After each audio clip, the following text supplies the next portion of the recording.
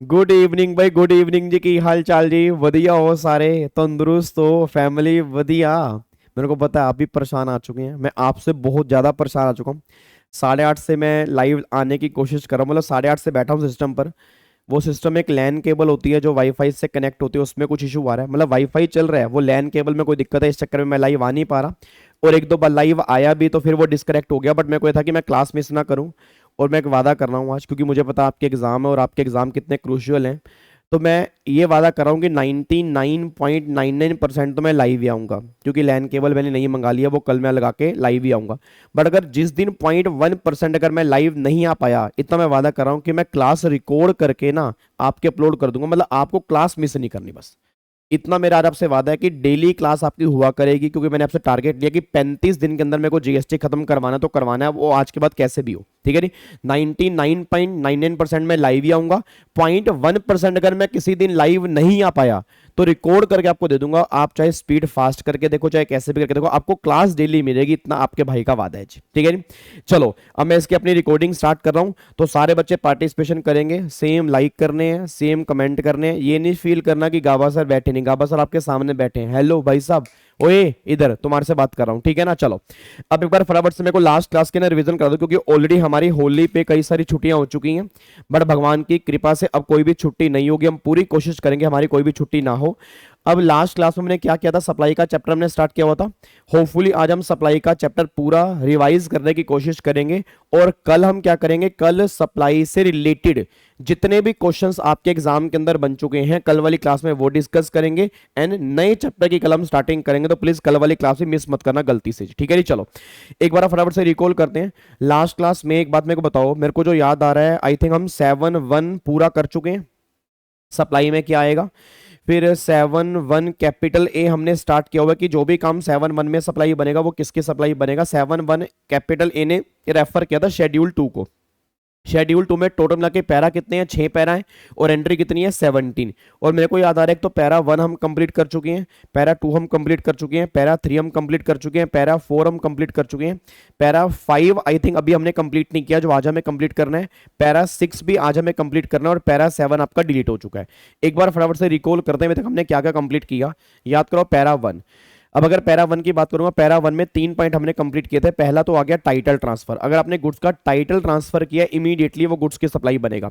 फिर 1C के अंदर भी वो अगर टाइटल ट्रांसफर किया फ्यूचर डेट में, वो किसके सप्लाई बनेगा, गुड्स के सप्लाई बनेगा। और 1B के अंदर क्या था कि अगर आपने राइट ट्रांसफर किया है तो राइट ट्रांसफर करना जो होता है वो भी आपकी सर्विस की सप्लाई में कवर होगा। तो पहला गुड्स वाला केस था, तीसरा गुड्स वाला केस है, और दूसरा आपका सर्विस वाला केस था।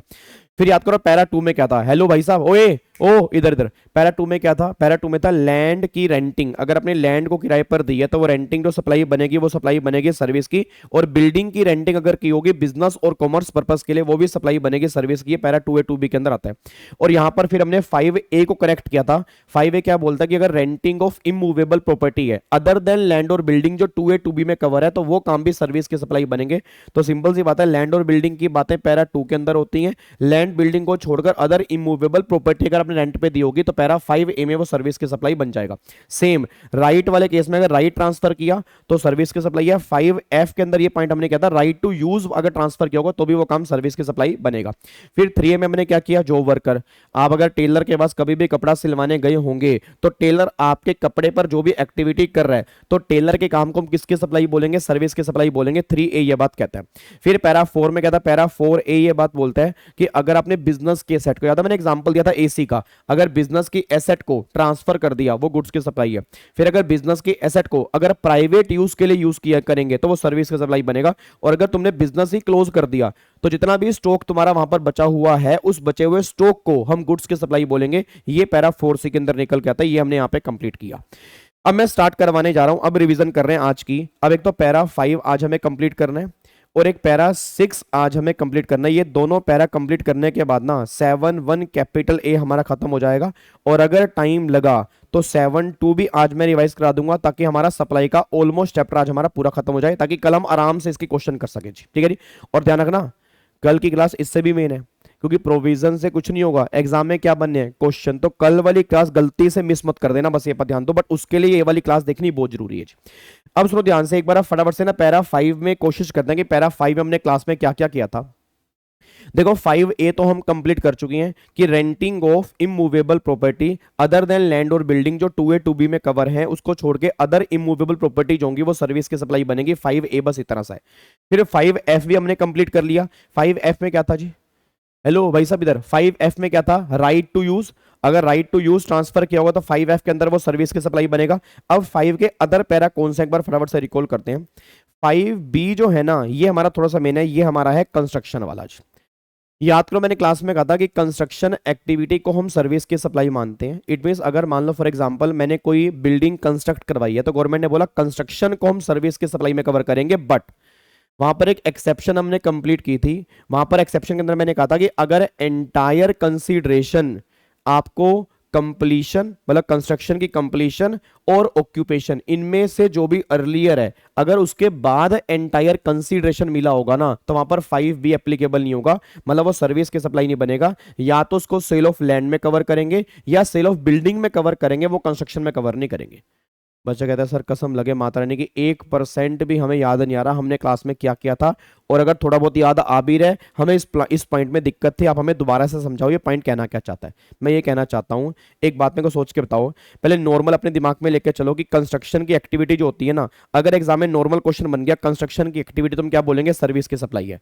बट एक पॉइंट ध्यान देना, फॉर एग्जाम्पल यहां पर तुम्हारी कंस्ट्रक्शन कंप्लीट हो रही है और यहां पर तुमने रहना स्टार्ट किया है।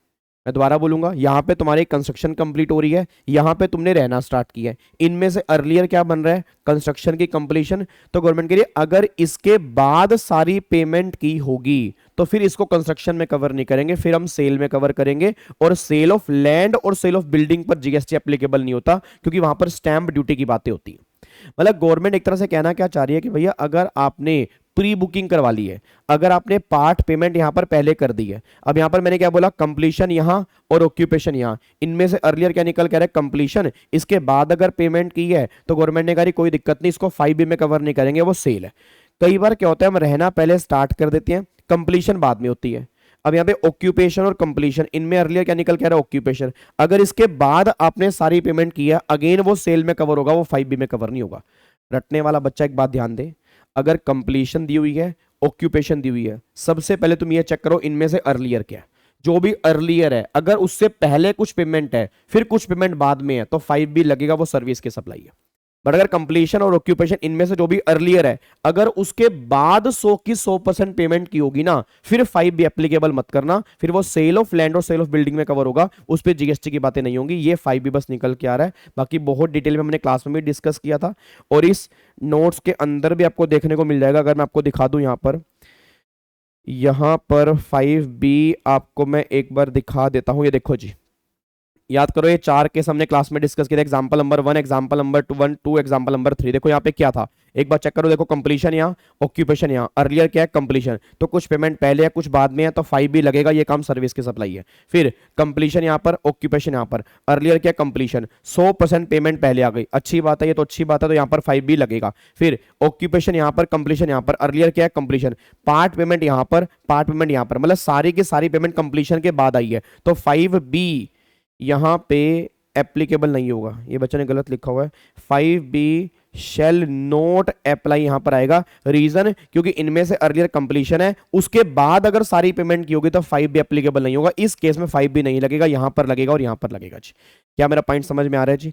तो ये पॉइंट आपका पॉइंट नंबर 5B के अंदर निकल के आ रहा है, बस ये पर ध्यान दो, ठीक है जी। उसके बाद फिर सी में क्या निकल के आ रहा है? जो भी आपके IPR हैं, याद करो कौन कौन से पॉइंट थे? Trademark, patent, copyright. अगर आपने इसका टेम्परेरी ट्रांसफर कर दिया तो वो काम जो होगा वो सर्विस की सप्लाई में कवर हो जाएगा, बस ये पर ध्यान दो। अगर परमानेंट ट्रांसफर किया, मान लो ट्रेडमार्क है, पेटेंट है, कॉपीराइट है, अगर इनका परमानेंट ट्रांसफर है फिर तो वो गुड्स की सप्लाई है क्योंकि फिर तो टाइटली ट्रांसफर हो गया। बट अगर आपने इनका टेम्परेरी ट्रांसफर किया होगा तो ये 5C के अंदर सर्विस की सप्लाई में कवर हो जाएगा, बस ये पर ध्यान दो। फिर 5D में क्या निकल के आ रहा है? एक बात मेरे को बताओ, अब जितने बच्चे भी इस टाइम मेरे सामने बैठे हैं, याद करो रेगुलर बैच वाले जो बच्चे होंगे, आपकी क्लास एक एप्लीकेशन पे चलती है और जब वो क्लास चल रही होती है तो आप कोई स्क्रीनशॉट नहीं ले सकते, आप कोई स्क्रीन रिकॉर्डिंग नहीं कर सकते। रीजन क्या? कि उसके अंदर प्राइवेसी लगी हुई है।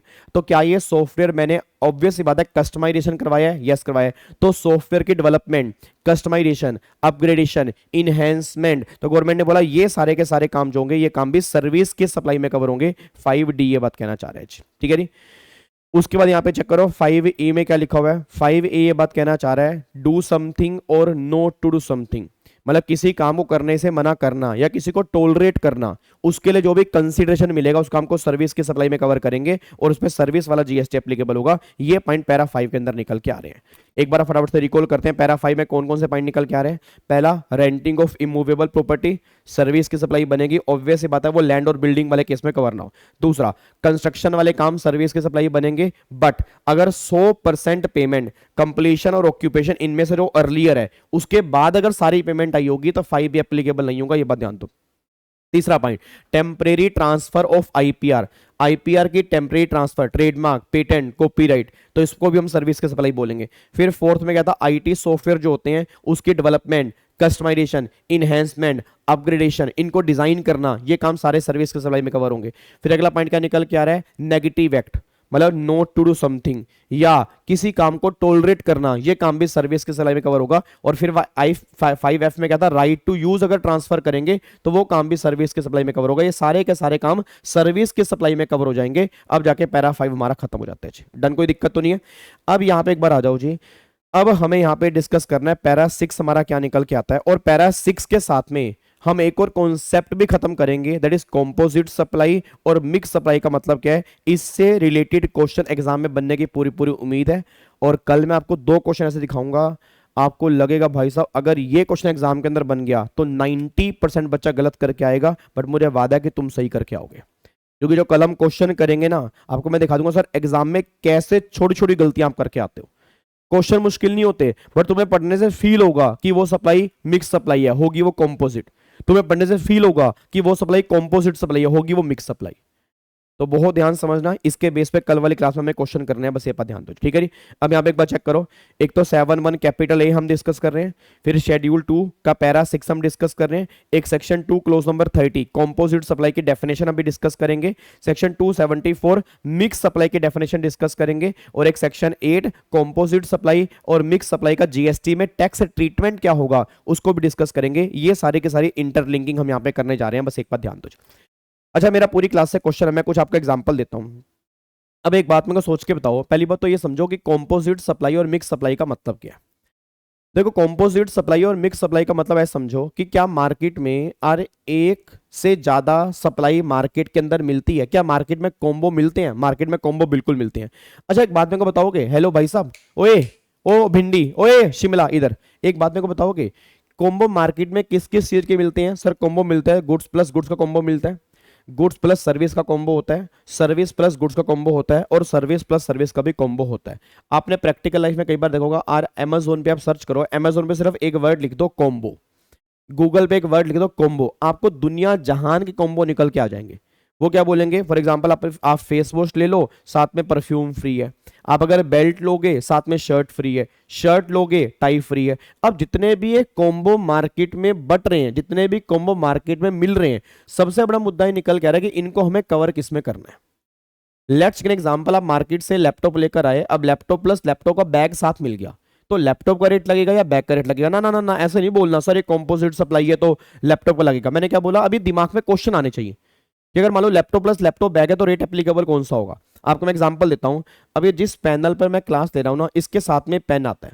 अब अगर ये है और ये पेन है, ये दोनों साथ में कंबाइन आते हैं, क्योंकि बिना पेन के तो ये चल नहीं पाएगा, और खाली पेन से ये भी किसी काम का नहीं है, और ये बिना पेन के किसी काम का नहीं है। तो मुद्दा क्या निकल कह रहा है कि जब मैंने कंबाइन ये लिया होगा, उसने मेरे से एक लमसम पैसा चार्ज किया होगा, तो उस लमसम पैसे पर ये वाला जीएसटी एप्लीकेबल होगा या ये वाला जीएसटी एप्लीकेबल। इसमें प्रिंसिपल क्या है। अब आप अगर बोलोगे सर प्रिंसिपल ये है, तो मैं बोलूंगा प्रिंसिपल ये है। आप अगर बोलोगे प्रिंसिपल ये है, तो मैं बोलूंगा प्रिंसिपल ये है। तो मेन मुद्दा बस ये निकल के आ रहा है कि इसको हम किस सप्लाई में कवर करेंगे, रेट एप्लीकेबल कौन सा करेंगे, क्वेश्चन बस ये निकल के आ रहा है। तो मार्केट में दुनिया जहान के कॉम्बो मिलते हैं, तो गवर्नमेंट ये बात करेगी जो भी कॉम्बो मार्केट में मिलते हैं, तो सबसे पहले तुम ये आइडेंटिफाई करो वो कॉम्बो है कौन सा। या तो वो कॉम्पोजिट सप्लाई होगा या वो मिक्स सप्लाई होगा। तो पहला पॉइंट तो निकल के आ रहा है, या तो वो कॉम्पोजिट सप्लाई है या वो मिक्स सप्लाई है। अब बच्चा ये बात कह रहा है सर कॉम्पोजिट सप्लाई और मिक्स सप्लाई का मतलब क्या है। उससे पहले गवर्नमेंट कह रही कॉम्पोजिट सप्लाई के 2 पार्ट होते हैं, या तो वो स्पेसिफाइड कॉम्पोजिट सप्लाई है या वो नॉन स्पेसिफाइड कॉम्पोजिट सप्लाई है। अब स्पेसिफाइड कॉम्पोजिट सप्लाई और नॉन स्पेसिफाइड कॉम्पोजिट सप्लाई का मतलब जानने से पहले इतना समझो। देखो कॉम्पोजिट सप्लाई का मतलब क्या होता है, ऐसी सप्लाई या ऐसा मिक्सचर जो नेचुरल है। नेचुरल का मतलब क्या है, जो प्रैक्टिकली आपको देखने को ऐसे ही मिलता है। एक बातों को सोच के बताओ, मेरा पूरी क्लास से क्वेश्चन है। हेलो भाई साहब, मैं आपसे बात कर रहा हूं, जब आप मार्केट से एसी लेकर आते हो तो क्या एसी के रिमोट साथ में मिलता है? हाँ या ना में आंसर दो। ये मैं आपको बार बार कह रहा हूं, ये मत सोचना है क्लास लाइव नहीं है। सर अगर तुम लाइव के बुलेखे पड़ जाओगे ना, क्योंकि आज मेरे को ये फील हुआ, वाकई फील हुआ। मैं 8:30 बजे से वाईफाई चलाने की कोशिश कर रहा हूँ। एक बच्चा कह रहा है यार गावा सर का वाईफाई खराब रहता है, तो मेरे को ना ये फील हुआ, मैंने कहा बात तो उनकी भी सही है कि मैं अपने प्रॉब्लम के चक्कर में दूसरों का नुकसान क्यों करूं भाई। रिकॉर्डिंग करके डाल दूं, क्या होगा, आधे बच्चे देखेंगे ना, बट जो पढ़ने वाला बच्चा वो तो देखेगा, उसको तो पता है मेरे को तो पढ़ना है, मेरे एग्जाम है भाई, चाहे मेरे को लाइव मिले चाहे रिकॉर्डिंग मिले, फर्क ही नहीं पड़ता, मेरे को देखने से मतलब है। तो वही मैं तुम्हें कह रहा हूं, पढ़ने से मतलब रखो। और ये बात फिर मैंने वहीं से मैंने कहा भाई कमिटमेंट कर रहा हूं, वादा कर रहा हूं भाई, वाईफाई नहीं आएगा, रिकॉर्डिंग तो चल सकती है। रिकॉर्डिंग मैं कल जाके किसी और के सिस्टम से अपलोड कर दूंगा या कहीं से भी अपलोड कर दूंगा, बट अगर मैं लाइव के चक्कर में बैठा रह गया फिर तो लाइव क्लास कभी मान लो नेट नहीं है तो मैं लाइव ले ही नहीं पाऊंगा। तो वो आज के बाद मैंने काम बिल्कुल नहीं करना, तुम्हें डेली क्लास मिलेगी बस, और तुम्हें सुननी पड़ेगी जी। सिंपल सी बात है, हमें हमारा मकसद ये है कि हमें रिवीजन बढ़िया तरीके से करने, चाहे वो कैसे भी हो रही हो। क्या मेरी बात समझ में आ रही है? तो सुनना ध्यान से, मैं कहना क्या चाह रहा हूं। तो मेरा क्वेश्चन क्या निकल कर कि जब तुम मार्केट से, एक बात बताओ, तुम एसी लेकर आते हो, क्या तुम्हें रिमोट नहीं मिलता? मिलता है। तो अब एसी प्लस में रिमोट, ये तुम्हें क्या लग रहा है, दैट इज नेचुरल बंडल ना, प्रैक्टिकली ऐसा ही होता है। आज मार्केट से एलईडी लेकर आऊंगा तो क्या मुझे रिमोट नहीं मिलेगा? बिल्कुल रिमोट मिलेगा। आज मार्केट से अब फॉर एग्जाम्पल कोई भी सामान लेकर आ रहे हो, अरे मान लो ओवन लेके आ रहे हो, माइक्रोवेव लेकर आ रहे हो, साथ में उसका रिमोट कहीं ना कहीं मिलता है। तो मतलब इतने सारे कॉम्पोजिट सप्लाई हैं जो नेचुरल बंडल है और प्रैक्टिकल लाइफ में तुम्हें देखने को मिलता है। For example laptop plus laptop bag हो गया, होटल की एकोमोडेशन प्लस में सुबह का ब्रेकफास्ट हो गया, और बोर्डिंग स्कूल हो गया जहां पर खाना पीना एजुकेशन सारा, आज जितने भी प्ले स्कूल हैं ये सारे कॉम्पोजिट सप्लाई के अंदर आते हैं। यहाँ पर एक्टिविटी भी होती है, खाना पीना भी होता है, सब कुछ मतलब, और सारा कंबाइन पैसा वो चार्ज करते हैं। तो कॉम्पोजिट सप्लाई का नॉर्मल मतलब क्या निकल के आ रहा है, दैट इज नेचुरल बंडल जो प्रैक्टिकल लाइफ में तुम्हें देखने को मिलता है। मिक्स सप्लाई का मतलब क्या निकल के आ रहा है कि ऐसा बंडल जो प्रैक्टिकली हमें देखने को नहीं मिलता, जो प्रैक्टिकली हमें देखने को नहीं मिलता, बट उन्होंने वो जबरदस्ती बंडल बना दिया, उन्होंने वो जबरदस्ती कंबाइन कर दिया ताकि अपनी सेल बढ़ाने के लिए। तो गवर्नमेंट ने कहा वो मिक्स सप्लाई में कवर होता है। तो पहली बात ये समझो कि पहला डिफरेंस क्या निकल के आ रहा है। हेलो भाई साहब इधर, पहला डिफरेंस क्या निकल कर रहा है, composite supply natural bundle, mix supply not natural bundle, पहला डिफरेंस ये। दूसरा, कॉम्पोजिट सप्लाई में जो बंडल बनता है वो दोनों जो है वो दोनों की दोनों टैक्सेबल सप्लाई होनी चाहिए। ऐसा मैं क्यों कह रहा हूं, सेक्शन 2 क्लोज नंबर 30 की डेफिनेशन में क्लियरली लिखा हुआ है कि अगर जो कॉम्बो बनेगा, अगर वो 2 और मोर टैक्सेबल सप्लाई का कॉम्बो बनेगा ना, तो वो कॉम्पोजिट सप्लाई में कवर होगा, नहीं तो वो कॉम्पोजिट सप्लाई में कवर नहीं होगा। और अगर बात मैं करूंगा मिक्स सप्लाई की, तो गवर्नमेंट बात करें मिक्स सप्लाई में दो इंडिविजुअल सप्लाई का कॉम्बो बन सकता है, दो सप्लाई टैक्सेबल हो ये जरूरी नहीं है। मतलब अगर मान लो पिज्जा प्लस में लीकर, पिज्जा प्लस में लीकर, अगर इनका कॉम्बो बनाना है, ये मिक्स सप्लाई में कवर होगा, कॉम्पोजिट में कवर नहीं होगा। आज अगर मान लो for example momos plus momos की चटनी, अब मोमोज अगर टैक्सेबल है, चटनी अगर टैक्सेबल है, तब ये कॉम्पोजिट सप्लाई है। अगर मान लो मोमोज टैक्सेबल है, चटनी एग्जम्प्ट है, ये कॉम्बो कॉम्पोजिट सप्लाई में कवर नहीं होगा, क्योंकि कॉम्पोजिट सप्लाई की पहली कंडीशन ही ये है कि जो कॉम्बो बनेगा वो दोनों का दोनों टैक्सेबल सप्लाई होनी जरूरी है। अगर टैक्सेबल प्लस में एग्जम्प्टेड है, इसका कॉम्बो मे बी वो मिक्स सप्लाई में कवर हो जाए या अलग अलग रेट एप्लीकेबल होंगे, बट कॉम्पोजिट सप्लाई में कवर नहीं होगा। बस एक बात ध्यान दो। और मैं तुम्हें इस बात को दिखाता हूं, देखो यहां पे क्या लिखा हुआ है, अगर आप चेक करोगे, देखो मैंने लिखा भी है, कॉम्बिनेशन ये किसका है, composite supply, that is combination of taxable supply, और यहाँ पे कॉम्बिनेशन ऑफ मिक्स सप्लाई, मतलब sorry combination of any supply, मतलब कोई भी दो सप्लाई आपस में जुड़ सकते हैं मिक्स सप्लाई के अंदर। उसके बाद कॉम्पोजिट सप्लाई के अंदर सिंगल प्राइस चार्ज होना जरूरी नहीं है। जैसे मान लो लैपटॉप है, लैपटॉप प्लस लैपटॉप बैग, अब अगर एक बिल में लैपटॉप का रेट अलग लिखा हुआ है, लैपटॉप बैग का रेट अलग लिखा हुआ है, तो एक कॉम्पोजिट सप्लाई है। बट मिक्स सप्लाई में सिंगल प्राइस होना बहुत जरूरी है। जब तक मिक्स सप्लाई में सिंगल प्राइस नहीं होगा, इसको मिक्स सप्लाई नहीं बोलेंगे। आपको मैं दिखाऊंगा, आपके एग्जाम में क्वेश्चन इसी पॉइंट के अंदर से बना था, और तुम कल वाली क्लास में गलती करोगे। होपफुली जब मैं कल लाइव आऊंगा, तुमसे लाइव क्लास के अंदर क्वेश्चन पूछूंगा, तुम फिर गलती करोगे। मैं तुम्हें अभी बता रहा हूं, तुम गलती करोगे और फिर तुम गलती करोगे।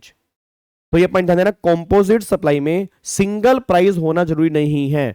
आधी दुनिया, आधे बच्चे बिना बेयर एक्ट देखे पता नहीं क्या क्या बोल रहे हैं, उनके दिमाग में बस क्या रटवा दिया गया है कि भाई कॉम्पोजिट मतलब नेचुरल बंडल, और वहां पे ना कंबाइन प्राइस चार्ज होता है। ऐसा लो में कहीं नहीं लिखा जी।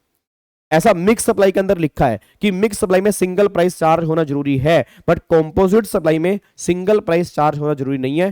कंपोजिट सप्लाई का फीचर बस ये निकल कह रहा है कि जो दो आइटम तुम दे रहे हो ये दोनों नेचुरल बंडल होने चाहिए, ये प्रैक्टिकली दोनों एक ही साथ में जाने चाहिए, तब वो कंपोजिट सप्लाई में कवर करेंगे, अदरवाइज कंपोजिट में कवर नहीं करेंगे।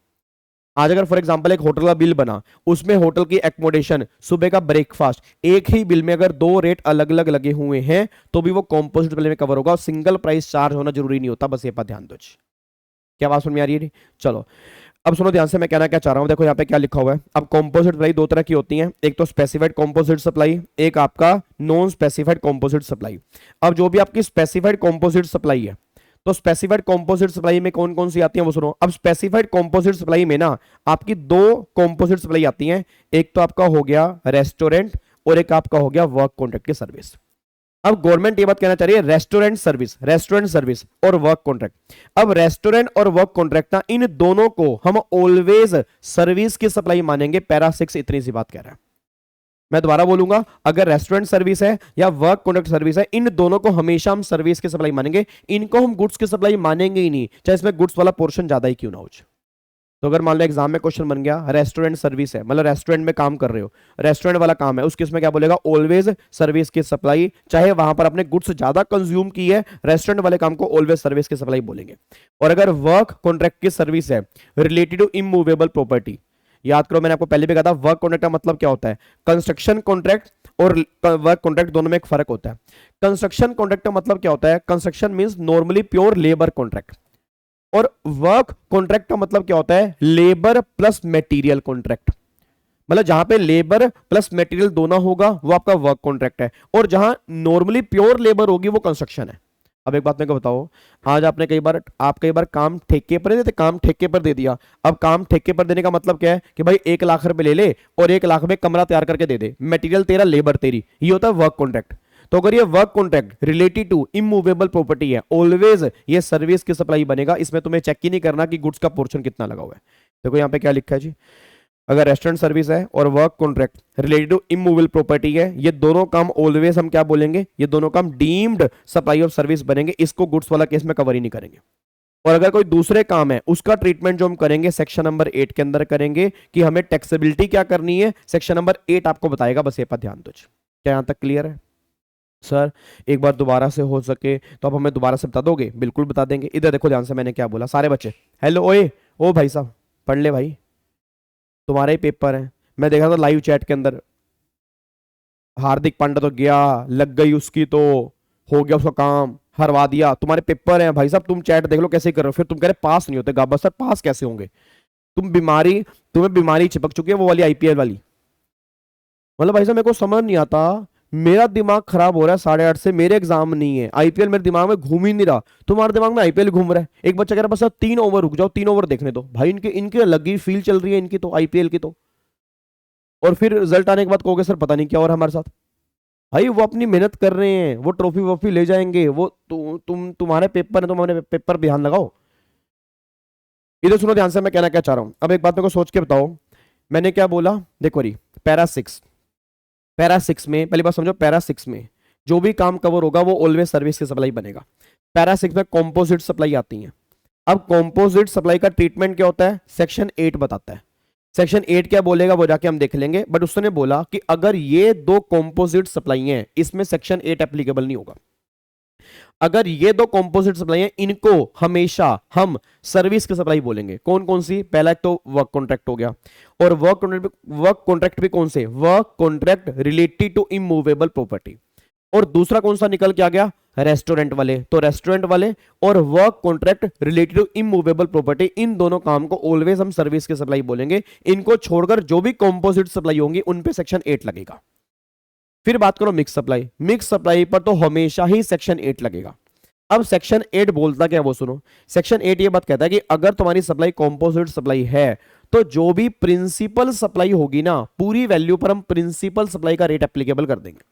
सारे बच्चे सोच के बोलना, लैपटॉप प्लस लैपटॉप बैग, तो प्रिंसिपल क्या है? लैपटॉप, तो पूरी सप्लाई पर लैपटॉप का रेट लगेगा जी। ठीक है जी। अब एसी प्लस में रिमोट, प्रिंसिपल क्या है? एसी, तो एसी का रेट लगेगा।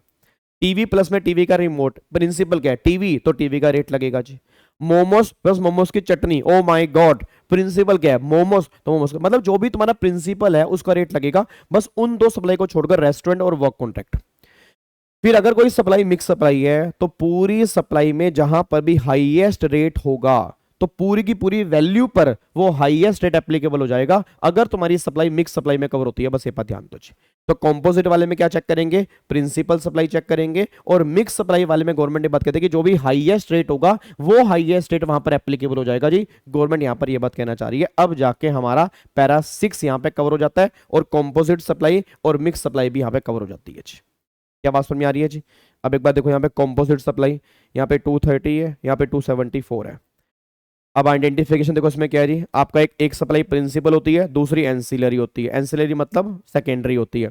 अब इसमें आपकी जो होती है, such supply is not composite supply, ये कॉम्पोजिट सप्लाई नहीं है। सप्लाई इज फॉर कंसोलिडेटेड, मतलब ये सप्लाई जो है ये किसके लिए? कंसोलिडेटेड, मतलब कंबाइंड सप्लाई, इसमें सिंगल प्राइस चार्ज होता है। उसके बाद यहाँ पे एक बार चेक करो टैक्स ट्रीटमेंट, इसको हम प्रिंसिपल सप्लाई मानेंगे, इसमें जो भी हाईएस्ट रेट होगा वो एप्लीकेबल कर देंगे। अब देखो टीवी प्लस में वारंटी, टीवी का रेट लगेगा। Laptop plus laptop bag, laptop का रेट लगेगा। एसी प्लस में इंस्टॉलेशन, एसी का रेट लगेगा। अब बोर्डिंग स्कूल जहाँ पे सारा खाना पीना सब कुछ होता है, एजुकेशन भी, तो एजुकेशन का रेट लगेगा। होटल प्लस में लॉन्ड्री की सर्विस, अब ये क्या है? कॉम्पोजिट सप्लाई है, होटल की एकोमोडेशन का रेट लगेगा जी। अब मिक्स सप्लाई में क्या है? एक बॉक्स है, उसमें स्वीट्स है, चॉकलेट्स हैं, ड्राई फ्रूट्स हैं। अब जो भी हाईएस्ट रेट होगा ना वो रेट एप्लीकेबल हो जाएगा। गवर्नमेंट यहां पर ये बात कहना चाह रही है जी।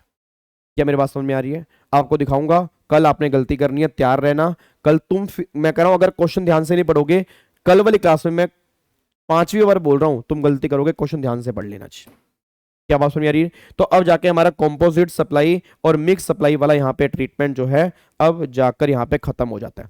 अब इसमें कुछ यहाँ पे सर्कुलर भी हैं जो मोस्ट इंपोर्टेंट हैं। अब वो सर्कुलर कौन कौन से निकल के आ रहे हैं वो सुनो जी।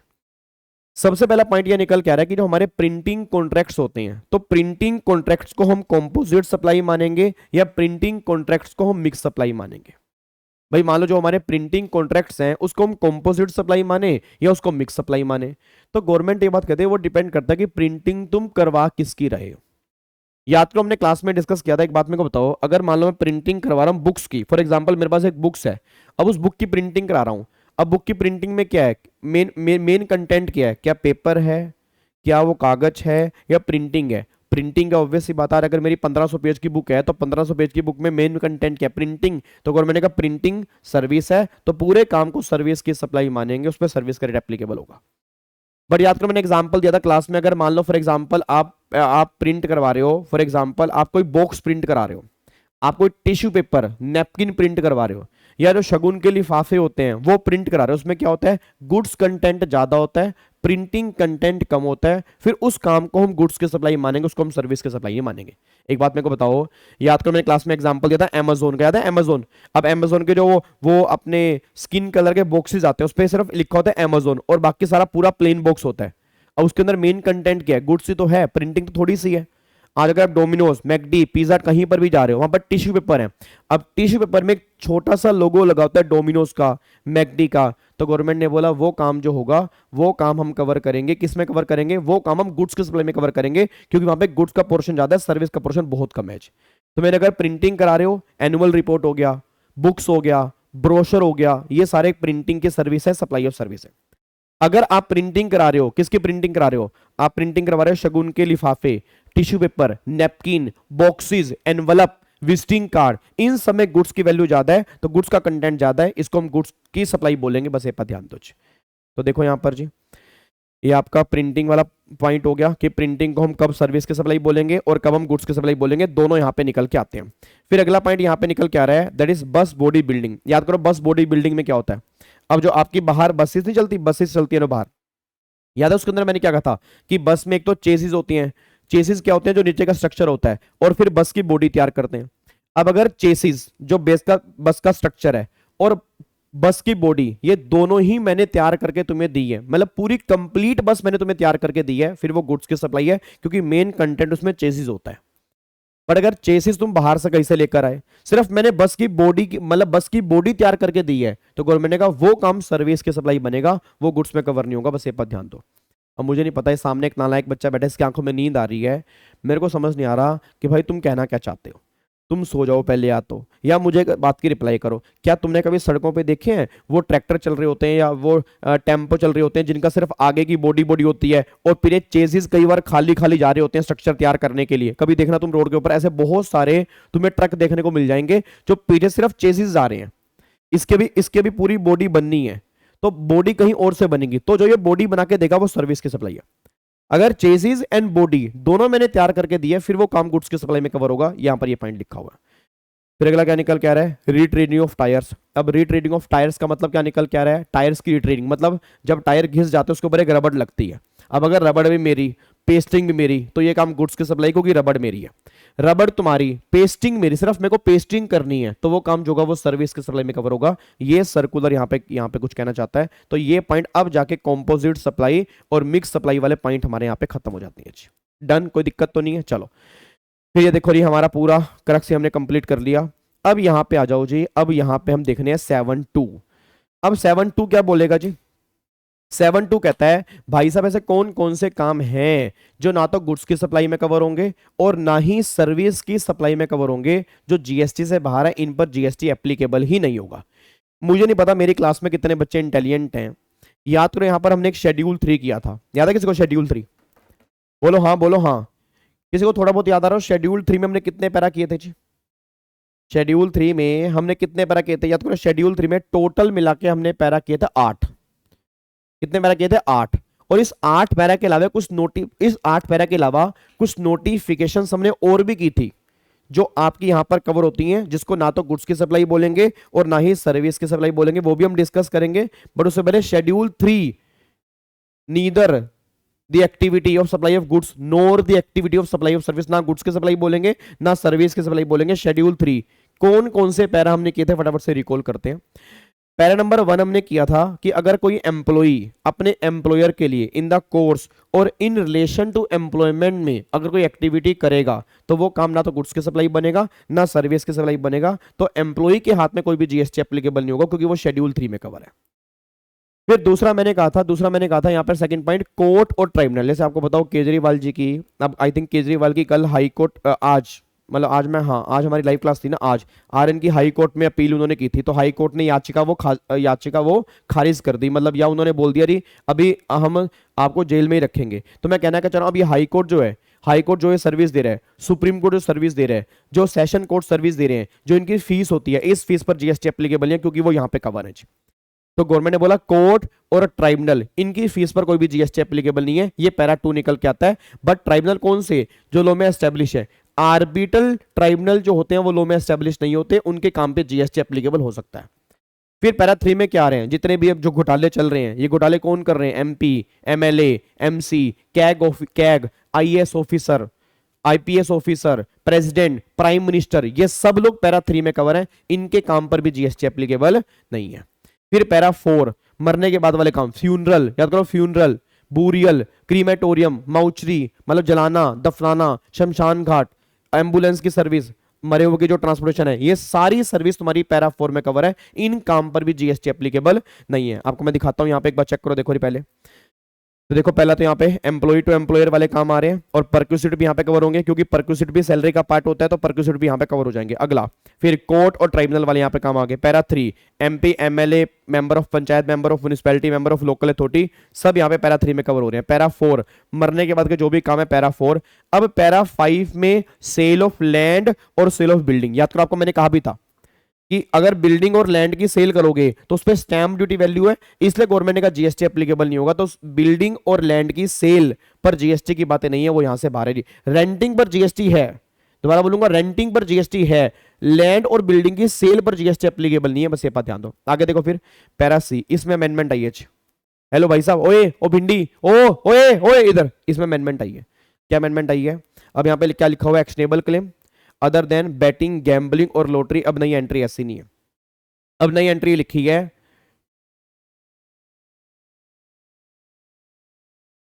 Actionable claim other than batting, gambling, lottery हटा दिया।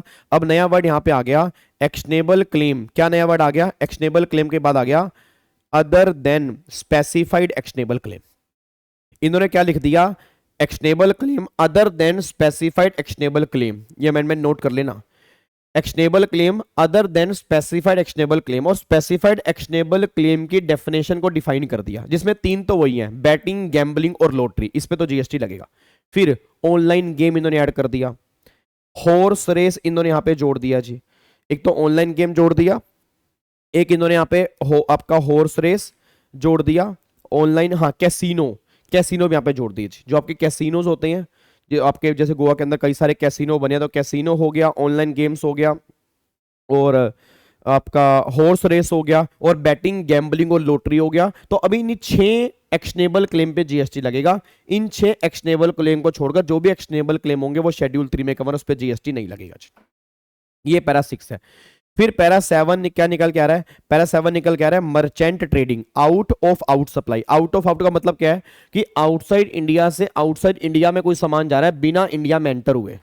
तो गवर्नमेंट ने कहा बाहर से बाहर सामान जा रहा है बिना इंडिया में एंटर हुए, तो उस काम पर हम जीएसटी एप्लीकेबल क्यों करेंगे भाई? आज अगर मान लो, हाँ जैसे मान लो मैंने सामान मंगाया जापान से, जापान से सामान मंगाया, अब वो आना इंडिया में था, मेरे पास एक कस्टमर का कॉल आ गया यूएसए से, तो जापान से यूएसए में चला गया बिना इंडिया में एंटर हुए, तो गवर्नमेंट ने कहा इस पे जीएसटी एप्लीकेबल नहीं होगा। That is non taxable territory to non taxable territory without entering into India. ना ये गुड्स की सप्लाई बनेगा, ना ये सर्विस की सप्लाई बनेगा, इस पे कोई भी जीएसटी एप्लीकेबल नहीं होगा जी। ये हमारा पैरा 7 निकल के आ रहा है।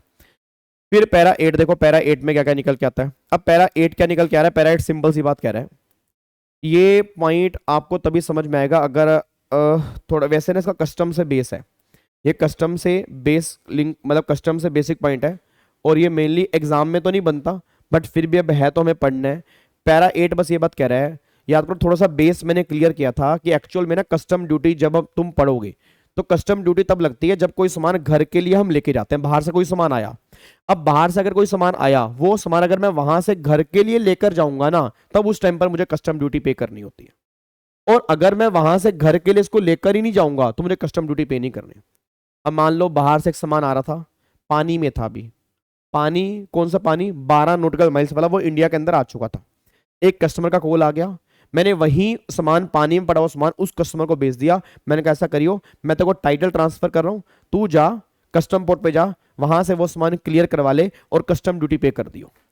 अब मैंने वो सामान उसको बेच दिया, तो क्या सोच के बोला, क्या उस वाले सामान के केस में क्या कोई जीएसटी एप्लीकेबल होगा? मेरे हाथ में नहीं होगा, क्योंकि जब वो सामान वही क्लियर करवा रहा है, तो मेरे लिए वो सामान ना तो गुड्स की सप्लाई है, ना वो सर्विस की सप्लाई, उस पर जीएसटी अभी एप्लीकेबल होगा। रीजन, क्योंकि जब तक कस्टम से कोई सामान क्लियर नहीं होगा, ना ही कस्टम ड्यूटी लगेगी और ना ही जीएसटी लगेगा जी। और ये बात आपको मैंने बताई भी थी कि जहां जहां कस्टम चलेगा, कस्टम वाले केस में वहीं वहीं जीएसटी लगेगा और कहीं जीएसटी एप्लीकेबल नहीं होगा। तो अगर वो सामान क्लियर ही नहीं किया, पानी में पड़ा हुआ सामान बेच दिया, अभी वो घर के लिए क्लियर ही नहीं किया, तो ना कस्टम है ना ही जीएसटी।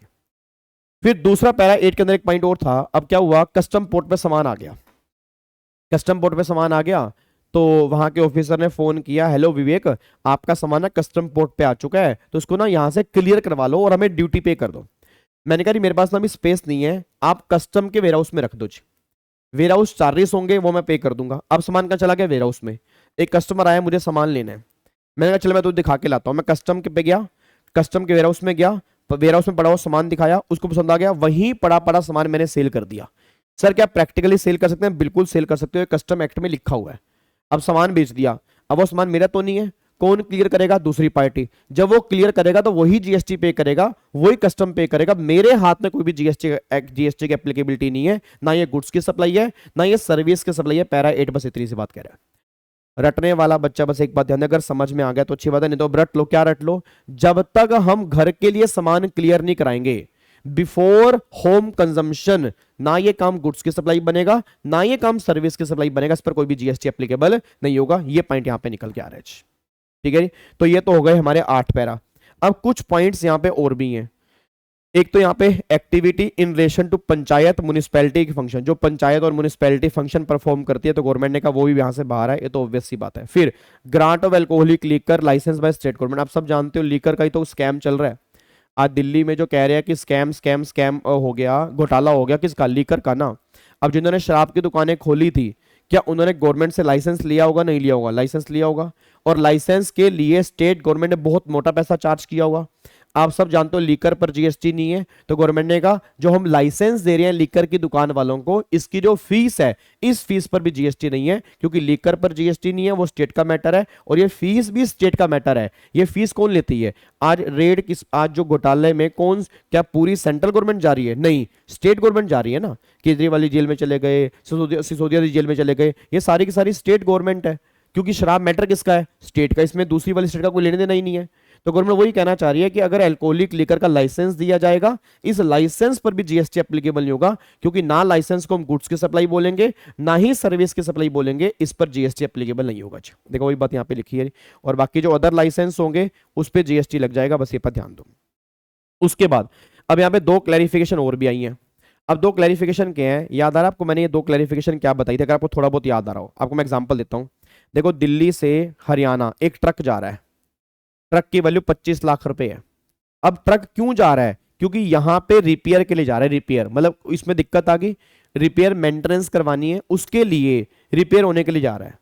तो मुद्दा ये उठा कि जब ये ट्रक यहाँ पे रिपेयर होने के लिए जा रहा है, तो क्या रिपेयर की सर्विस पर जीएसटी लगेगा या ट्रक की वैल्यू पर भी जीएसटी लगेगा? तुम खुद बता दो, क्या ट्रक की वैल्यू पर जीएसटी लगने का मतलब बन रहा है?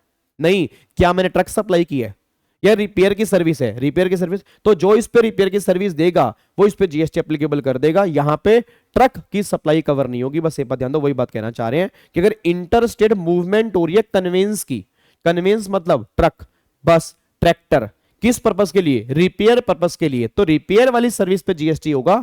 ट्रक और ट्रैक्टर जो भी होते हैं उनकी वैल्यू पर जीएसटी एप्लीकेबल नहीं होगा, बस ये बात ध्यान दो।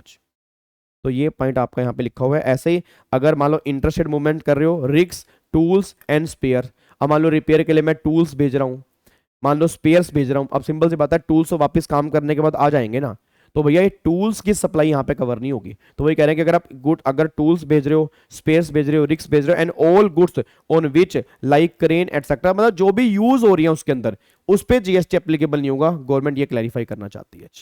ठीक है, तो अब जाके यहाँ पे हमारा खत्म हो जाता है, और ये पूरा समरी डायग्राम यहाँ पे 7-1, 7-1 कैपिटल ए, यहाँ पे 7-2, अब जाके पूरा यहाँ पे खत्म हो जाता है। ठीक है, अब इसके बाद आपका नया चैप्टर स्टार्ट हो रहा है। एक बार ऐसा करूँ, आपको 2 मिनट दोबारा से रिवीजन करवा दूं फटाफट से पूरे के पूरे चैप्टर की, मजा आ जाएगा तुम्हें। फिर कल तुम क्वेश्चन बहुत बढ़िया तरीके से करोगे, पक्का। आओ फिर 5 मिनट के अंदर पूरा चैप्टर रिवीजन की भी रिवीजन हो रही है। आओ जी, देखो यहाँ पे सप्लाई का चैप्टर 7-1, 7-1A, 7-2, 7-1 कौन सा पॉइंट है? 7-1A, 7-1AA, 7-1B, 7-1C, 7-1A सारे काम को सप्लाई बोल देंगे। 2 कंडीशन है, विद कंसीडरेशन और इन द कोर्स और फर्दरेंस ऑफ बिजनेस। अगर ये दोनों कंडीशन सेटिस्फाइड होंगे तो 7-1A में सप्लाई है।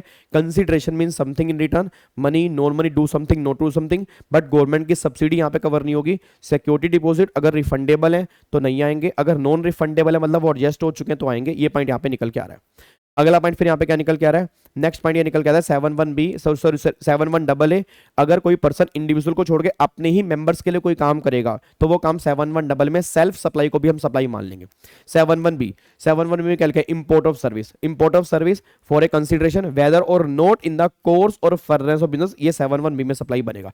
7-1C में फ्री वाले काम सप्लाई बनेंगे, सारे नहीं, 4 para. Para 1 permanent transfer, business asset, IT से वेल्ड विदाउट कंसीडरेशन, पैरा 1 में सप्लाई है। पैरा 2 सप्लाई ऑफ गुड्स और सर्विस बिटवीन रिलेटेड पार्टी या between distinct person in the course और फर्दरेंस ऑफ बिजनेस, पैरा 2 में सप्लाई है। But employer two employ वाले case में 50,000 रुपए की लिमिट है। अगर वो एम्प्लॉय नहीं है तो फिर स्टार्टिंग से ही सप्लाई बनेगा और जीएसटी लगेगा।